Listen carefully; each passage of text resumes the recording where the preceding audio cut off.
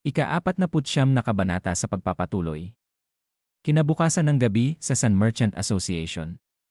Namasaya sila sa isang handaan na may nagsasabi na talagang napakahusay niya. Dagdag pa ni Cheongsang sa mga pangalawang disipulo na manghang-mangha sa kanyang sinasabi na nang makita ko kung paano niya pinabagsak ang 5 kalaban, akala ko titigil na ako sa paghinga. Na napasabi ang mga ito na 5 kalaban. Habang nagkwekwento sinamahan pa nila ng aksyon, sinasabi ni Cheongsang na sumugod siya mula sa likod at boom. At ganito ang ginawa niya. Wika ni Cheongwoo. Nanamangha na naman ang mga kapwa pangalawang disipulo nila. Dagdag pa niya habang hawak ang maliit na tasa na ang Master Uncle ay talagang parang ilaw ng sektang Wudang. Sinupil niya lahat ng mga masasamang pirata. Na nagniningning ang mga mata nito sa galak na sinabi pa na Master Uncle Jinmu. At sinabi sa isip ng ating bida na nakatingin sa kanila na magaling, maganda ang ginagawa nyo. Napakaganda. Cheongsang, magkwento ka pa. Pero si Jingung, yung lalaking yon. Hindi naman niya nakalimutan na kailangan niyang lumuhod ng nakayuko sa sahig. Diba? Ako ang ligtas na bumalik, ako ang gumawa ng lahat, bakit siya ang pinapasalamatan? Na nakatingin ng masama sa kanila ang ating bida. Napatingin si Jingung sa ating bida. Suminya sa kanya ang ating bida habang nakangiti lang sa kanya si Jingung na sinasabi sa kanyang isip na ikaw talagang makulit na bata. Mukhang nagtatampo ka dahil hindi kita pinupuri, ano? Dagdag pa niya sa kanyang isip na pumikit na itinikom ang kamao na gusto kitang yakapin at purihin hanggat gusto ko, pero natural lang na maging mayabang ang mga tao kapag nakakatanggap sila ng papuri. Tungkulin ko bilang iyong nakatatandang kapatid na tiyaking hindi ka lumihis sa landas na dapat mong tahakin. Hindi makapaniwala na nakatingin sa kanila ang ating bida na mamula-mula nakangiti sa kanya si Jingung at sinabi pa sa isip na huwag kang masyadong magtampo, nakababata kong kapatid na. Ipinagmamalaki ko. Na napasabi naman ang ating bida sa kanyang isip na ano ba ang problema niya. Bakit bigla siyang nakangisi ng ganyan? Nakakadiring bastos. Dagdag pa niya habang napalunok na talagang may mga paraan ang mga bastos na to para manakaw ang mga kredito. At naglakad-lakad ang ating bida sa mga gilid ng Danjiangko. Sinasabi niya sa kanyang isip na inaasahan ko na talagang walang saysay uminom kasama ang mga Taoista, pero grabe, ang boring talaga nito. Na makikita siyang umiinom ng alak. At napasabi pa siya na ang ganda ng tanawin. Habang nakatayo tiningnan niya ang kanyang kamay. At naiisip ang matanda na kanyang nakalaban na sinasabi sa kanyang isip na ang hampas ng palad ng hindi kilalang matandang lalaki na sumalakay sa Moonless Pavilion. Noong ginamit ko ito kasama ang soft palm ng sektang Wudang, medyo maganda. Napatikom siya ng kamao at napangiting sinabi pa sa isip na baka kailangan ko talagang gamitin ito paminsan-minsan. Disipulo ng sektang Wudang. Noong malapit na akong mamatay, nakaligtas ako dahil sa enerhiya ng immortal na halaman. At naging alagad ng sektang Wudang nang bigla akong magising. Matagal na rin pala yon. Hindi ko alam kung anong salamangka ang ginawa sa akin ng kamatayan pero wala na akong pakialam. Masaya pa siyang naglalakad habang umiinom na sinabi pa niya sa kanyang isip na maliban sa humina ang aking martial arts, hindi naman ganoon kasama ang kasalukuyan kong buhay. At simulat sa pool. Ayaw ko ng mga komplikadong iniisip. Iniunat ang kanyang kamay na sinabi pa niya na itutuon ko na lang ang mga pagsisikap ko sa pagiging pangunahing alagad sa ngayon. At mag-ipon ng mga tagumpay at palakihin ang aking reputasyon. At turuan ng ilang mga alagad. At biglang napasabi siya sa kanyang isip na bakit ang dami kong ginagawa. Bigla akong naiinis. Sinabi pa niya na hindi. Dahan-dahan lang tayo. Tutal, 20 anyos pa lang ako. At kailangan daw niyang mag-isip ng positibo. At ang una kong pag-aralan ang Dual Internal Ki Art. At pagkatapos kong makuha ang Shadow Dragon Core Energy, kukunin ko ang sektang Wudang. Teka lang. Hindi ba parang masyadong maliit na layunin ang makuha ko lang ang isang orthodox na sekta? Buhay na buhay pa rin sa alaala ko ang pagiging ganap na pinuno sa nakaraan. Sayang naman kung makukontento lang ako sa sektang Wudang. Kung makukuha ko ang parehong mga orthodox na sekta at pati na ang Evil Sect Heaven, pwede kong mabawi ang lahat ng pera sa aking lihim na imbakan na hindi ko nagamit bago ako namatay. Pati na rin ang ikatlo kong kerida, si Huayang. At ang mga masasamang sekta ay lugar kung saan ang pinakamalakas ang naghahari. Kung patuloy akong lalakas, mapaghaharian ko ang parehong mga orthodox na sekta at masasamang sekta. Nagpatuloy sa paglalakad ang ating bida habang sinasabi pa na oo nga. Bakit hindi ko to naisip kanina? Kailangan ko lang makuha ang parehong mga orthodox na sekta at masasamang sekta. Dagdag pa niya habang hawak ang bote ng alak na bago daw yon. Na mabilis niyang ibinato ang bote ng alak na may seryosong muka. At isang tao na tila pulubi ang nakaupo na binato ng ating bida na tumama ito sa pader. At sinabi niya dito na hanggang kailan mo ako susundan? Sinabi pa ng ating bida sa kanya na may sasabihin ka ba sa akin? Nagulat ito at napasabi na ano. Nilapitan siya ng ating bida at sinabi na sino ka? Kilala mo ba ako?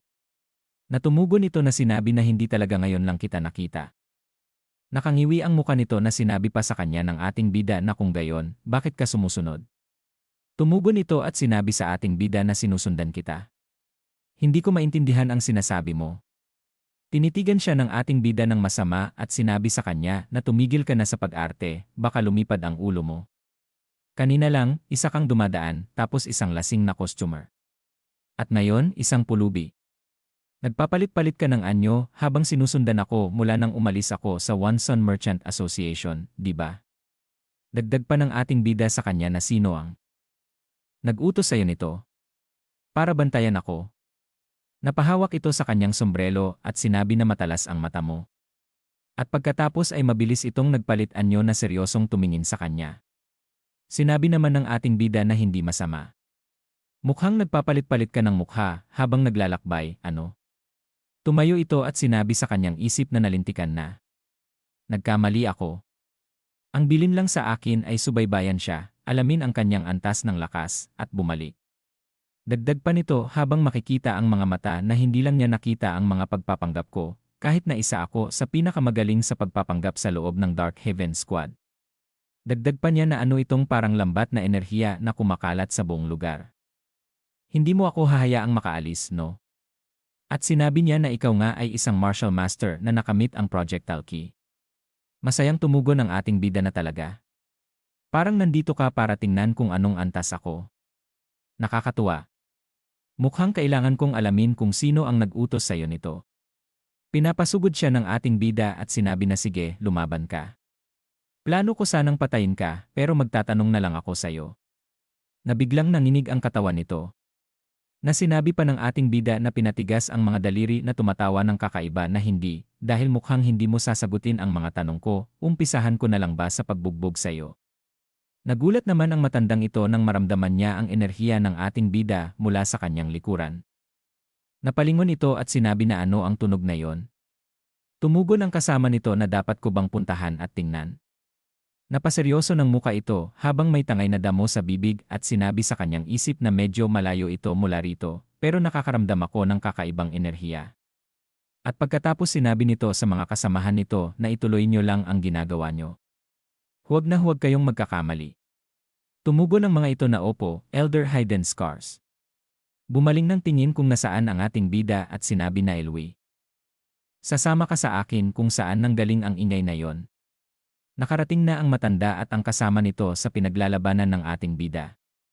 Na napasabi pa ang matanda na sino ba ang gumagawa ng kaguluhang ito sa gitna ng gabi. Tumingin ito sa ating bida kasama ng mga taong nagugulat.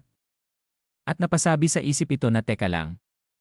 Ang mga damit na yan ay ang Wudang Sect. At sinabi ng ating bida na magaling ka rin pala sa lightness art, ha? Magaling kang umiwas. Sinabi pa ng ating bida na subukan mo ring iwasan ito. Isang malakas na suntok ang pinakawalan niya na tumama lang sa pader na nagawang iwasan nito. Habang masayang naghahanda ang ating bida, sinabi pa ng matanda na batay sa suot niya at sa kanyang martial arts. Siguradong isa siyang disipulo ng Wudang. Natumugon si Elwi sa kanya na bakit niya sinisira ang pampublikong ari-arian. Sumagot ang matanda sa kanya at sinabi na tama ka pero mataas talaga ang level ng martial arts nung ascetic na yon. At dito na po nagtatapos ang ika-49 na kabanata.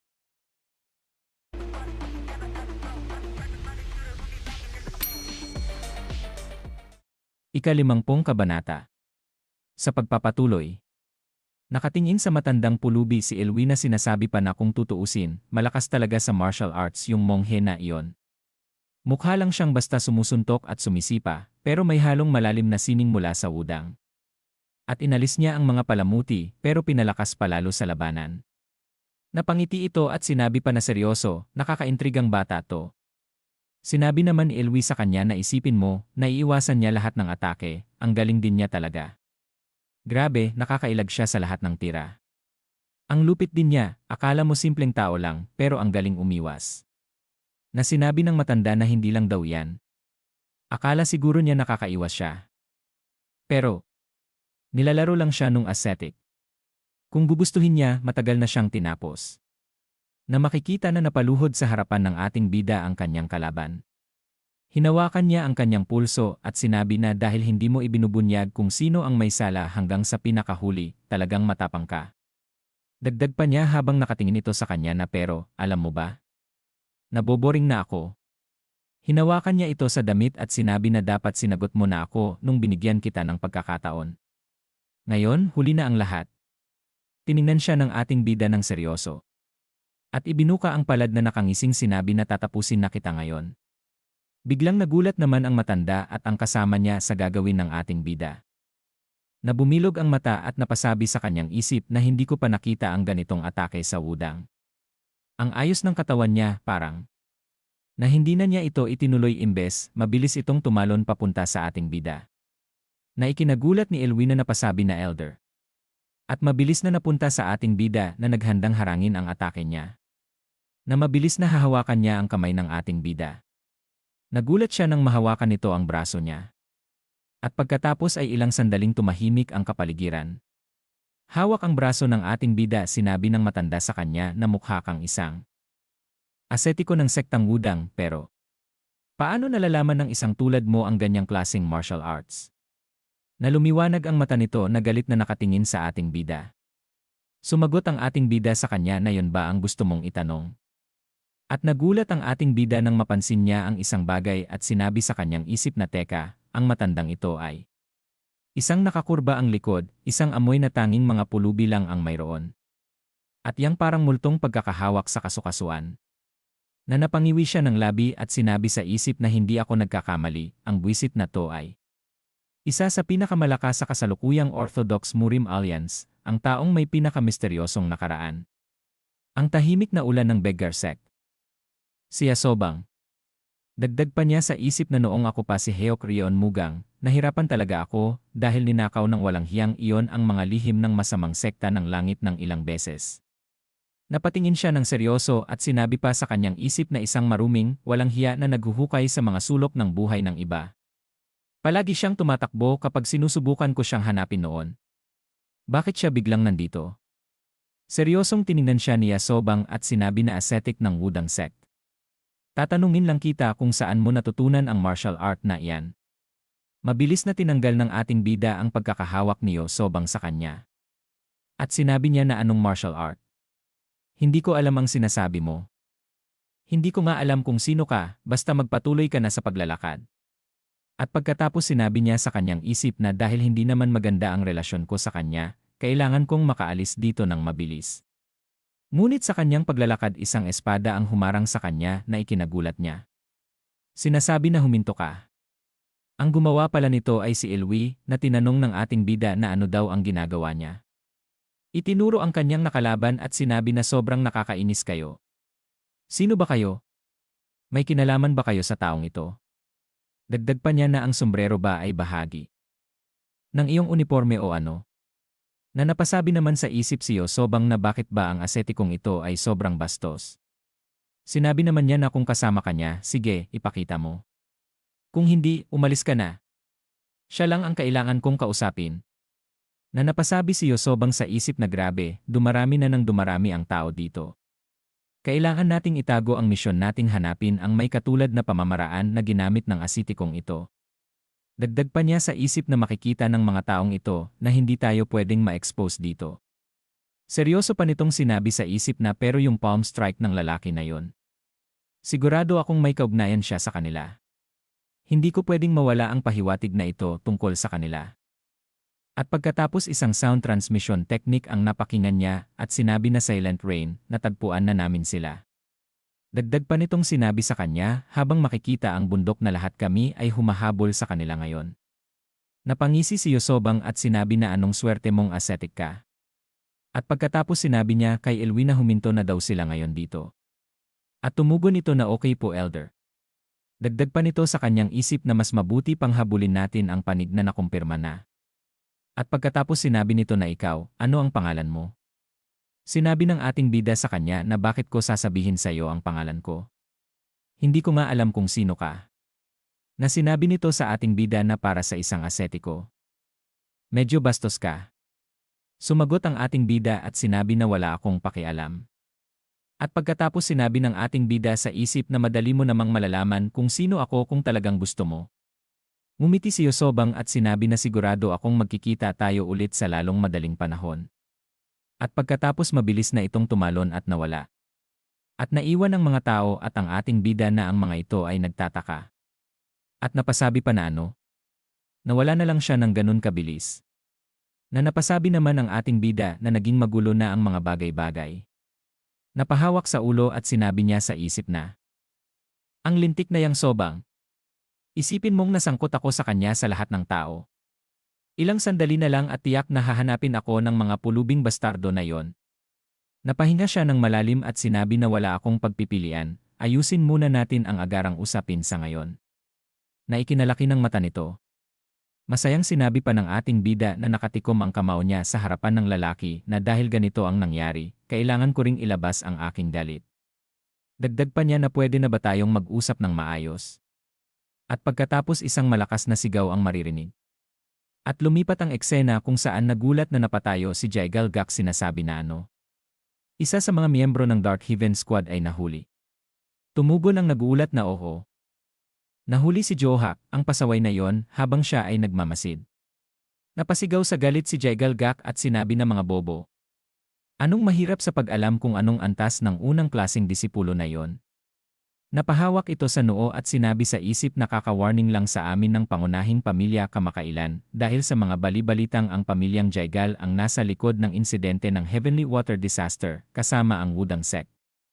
Maraming beses nang sinisi ng pangunahing pamilya ang ama at ang pamilyang Jaigal ay walang tigil sa pagtakbo upang masiguro na hindi na kumalat ang mga bali-balita.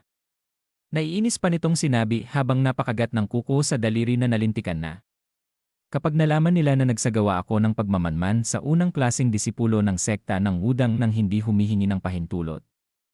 Hindi ito magtatapos bilang isa na namang babala para sa akin. Sinabi pa nito habang makikita ang kanyang mata na hindi ko dapat hayaang mangyari yon. Kailangan kong maibalik si Johak bago mahalata ng kahit sino na siya ay kabilang sa pamilyang Jaigal. Na sinabi ng naguulat na kailangan ng pahintulot ng pinuno ng pamilya.